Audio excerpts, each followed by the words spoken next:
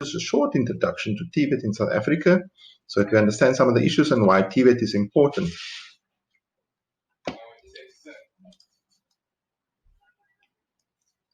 TVET. So, what's this thing called post-school? So it's our own new concept that they're bringing in. You're now part of the post-school sector. And post-school, you will see in the legislation, is for all education for people who have left school as well as those who need education opportunities. So it's not post-matric, it is post-school.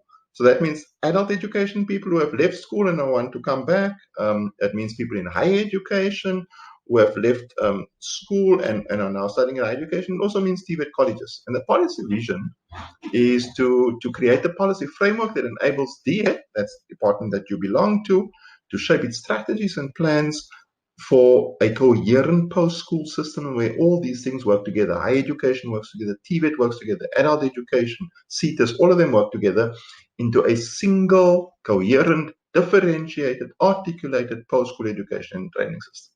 So that's your sector, and it's all covered in this thing called the white paper on PSET. All right. Why is this important? Now, the Constitution says, and it gives you a lot of liberal freedoms and socioeconomic rights. So in terms of the Constitution, number one, everybody in terms of Section 29 has a right, it's not a privilege, has a right to a basic education, including adult basic education, and has a right to further education and training, which the state, through reasonable measures, must make progressively available. You also have the right, every citizen has the right to participate, to choose a trade, occupation, and profession freely, and the practice of a trade and occupation may be regulated by law. If you don't have education, then you won't be able to practice your trade. Right? So these things are rights which are entrenched in the Constitution. Everybody has a right to education. However, let's look at the reality. So if we look at the 2011 census, which is the last census, the one before that was in 2003, and you look here at the bottom, you see who went to primary school or completed primary, and you'll see over here who has attended and who has dropped out.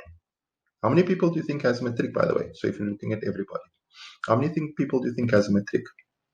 Stop, think about it. All right. How many people actually went to primary school?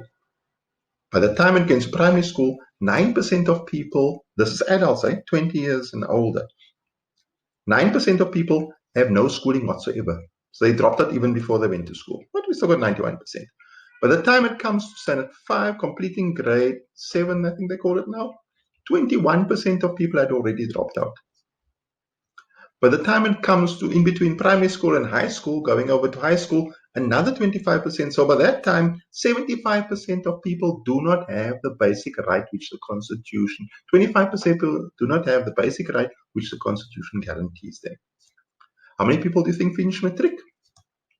60% of people did not have a matric. That's the majority of South Africans. So the majority of South Africans do not have the right that the Constitution guarantees them. So what are we going to do? And by the way, higher education. It's only 41%. Higher education, how many people do you think have higher education, post-matric studies? 12%. Show you that again. 12% do not have higher education. So you're part of that 12% who's sitting here. You're part of that 12%. But that 12%, this 12% here, makes decisions for this other 88%. Moving on. So that's the size of the problem. Oh, let's go on to the problem further. We then calculated, Shepherd in 2009 calculated that 2.8 million people were not in education, employment, or training. In other words, they were sitting at home. We're calling them NEETs nowadays. They were sitting at home. And let's look at who those people are. Less than grade 10, that's not your problem. 1 million people almost have grade 10 to grade 12. These people are sitting at home. They're not in your colleges. They're sitting at home. So what's going to happen to these 1 million people? Plus, there are people who have grade 12, but who are also sitting at home. Another 6 million.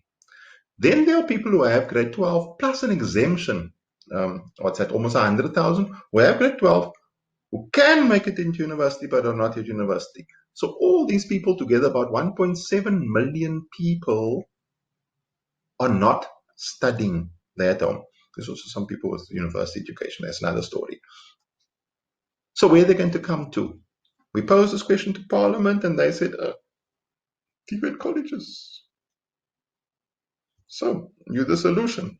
So there's the problem.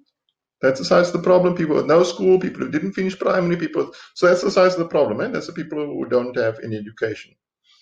What's the size of the solution? Let's look at the people with no school. The education budget, that's the ABET budget.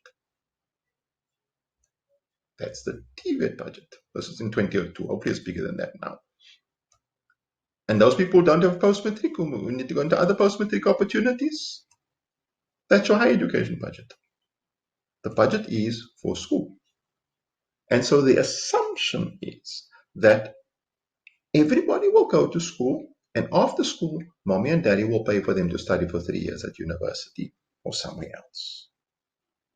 But the reality is that most people do not make it out of school, the majority. So they won't ask you, what did you do after school? They will ask you, what standard did you finish? 60% of people. And if you happen to be black, if you happen to be in a rural area, and if you happen to be female, your chances go up. In 2006, the chances were 90%. So that's the problem. So what does the white paper on post-school argue? So what we're going to do? We're going to do a couple of things. Firstly, we're going to expand the system.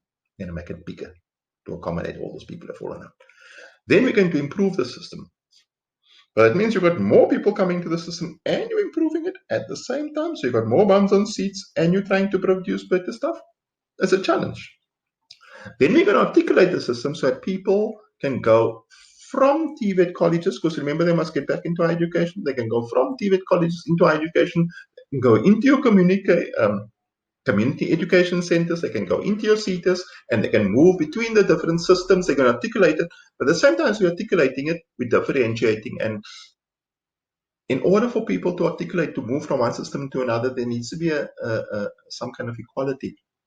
But the more you make things different, we know this from apartheid, the less equal they sometimes become. So we're going to have to do something very different. But that's what the white paper says that we're going to do. So this is what the different and articulated, this is the vision of the white paper. The vision of the white paper is that colleges and your ABET, your community centers and your CETAs and your higher education, that we're all going to work together and we're going to move in between as one system. It's a post-school system, one system. That's the vision. The reality is a little bit more like this. So in order to get from the NCV into higher education, for example, you must have 70% in all four of your vocational subjects. So if you get 89, 85, 79, and 65%, you cannot even apply to go to university. You can apply to go to the technical college, the technicons, but you cannot apply to go to university. So there are issues. Also, if you want to go into the from the NCV into the CETA system and you want to be an apprentice, you need to have workplace experience. Now, the reason why people came to colleges is because they couldn't find work. So how are they going to get work experience so they can get their apprenticeship? Right. So those are the challenges that we face currently in the college. You can see how much work we need to do, and you can see the kind of challenges that we're asking. So the question is, will the doors of learning and culture remain firmly shut? Or how are we going to deal with that? And that is what this course is about.